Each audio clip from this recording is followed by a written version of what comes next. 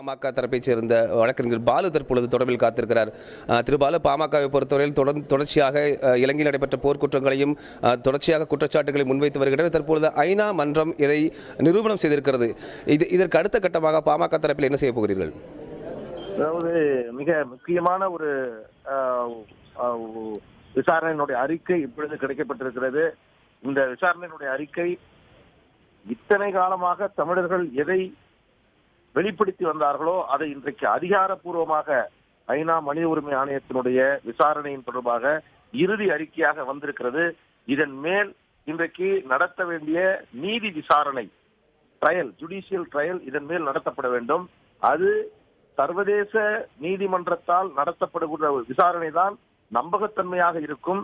தற்பொழுது இருக்கக்கூடிய நிலையில் இலங்கையினால் இந்த நீதி விசாரணை நடத்தப்பட்டால் அதில் நியாயம் கிடைக்காது என்பதை மிக தெளிவாக எடுத்துச் சொல்லியிருக்கிறார்கள்.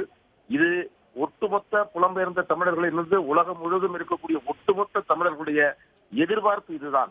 எனவே இன்றைக்கு அமெரிக்கா கூட சர்வதேச விசாரணை நடத்தப்பட வேண்டும் என்று சொன்ன அமெரிக்கா இன்றைக்கு நீதி விசாரணையை பொறுத்தவரையில் உள்நாட்டில் நடந்து கொள்ளலாம், வெளிநாட்டு பிரதிநிதிகளுடைய மேற்பார்வையோடு நடைபெற வேண்டும் என்று தன்னுடைய நிலைப்பாட்டை மாற்றிக்கொண்டது.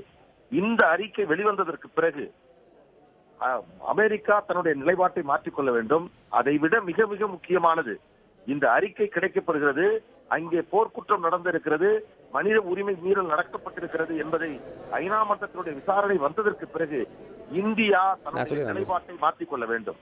இந்தியா மீண்டும் தன்னுடைய சகோதர நாடு, நட்பு நாடு, அண்டை நாடு, இதன் காரணமாக இலங்கைக்கு எதிராக எந்த கருத்தும் நாங்கள் சொல்ல முடியாது என்று சொன்னால் மனித உரிமைக்கு எதிராக இந்தியா இருக்கிறது என்ற மிகப்பெரிய அவப்பெயர் இந்தியாவிற்கு வந்து சேரும். ஐயா, மிக்க நன்றி ஐயா. தங்களுடைய கருத்துக்கு மிக்க நன்றி. மீண்டும் தங்களை தொடர்பு கொள்கிறோம்.